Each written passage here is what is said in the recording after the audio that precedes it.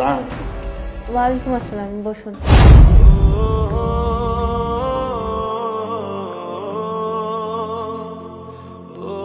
আপনি এখানে? তুমি এখানে? আমি ভাবতে পারিনি তোমাকে আমি এইখানে এই চেয়ারে বসা দেখো। বসুন বসুন।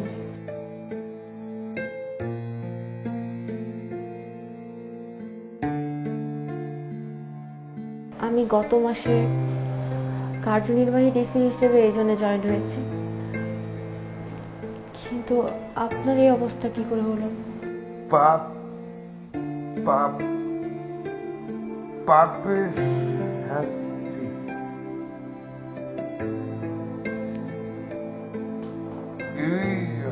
এই হাত দিয়ে তোমাকে মারছিলাম, এই পা দিয়েও তোমাকে লাথি মারছিলাম। সেটা শাস্তি আমি পাচ্ছি, শাস্তি পাচ্ছি।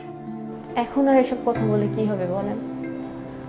আমি আপনাকে অনেক বুঝিয়েছি, আপনার পরিবার, আপনি সবাই মিলে আমাকে অনেক অত্যাচার করেছে।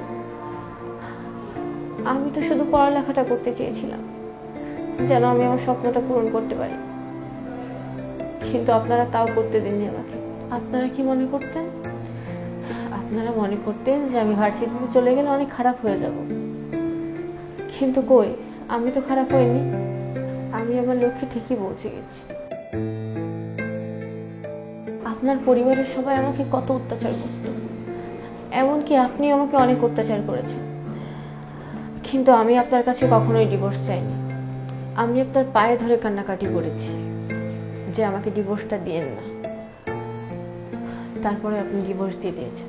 একদিক থেকে ভালোই হয়েছে, ডিভোর্সটা না হলে আমি আমার লক্ষ্যে কখনো পৌঁছাতে পারতাম না। কিন্তু আপনাকে দেখে আমার অনেক আফসোস হচ্ছে। যাই হোক, আপনার পরিবারের সবাই এখন কোথায়? কেউ নাই,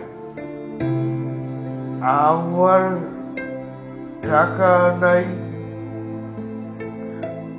ইনকাম নাই, আমার সাথীও কেউ নাই, সবাই আমাদের রেখে চলে গেছে।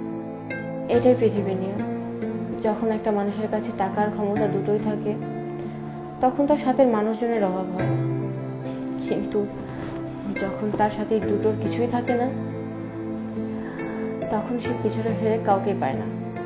আমি মানুষের কাছে শুনছি এইখানকার ম্যাজিস্ট্রেট প্রতিবন্ধীদের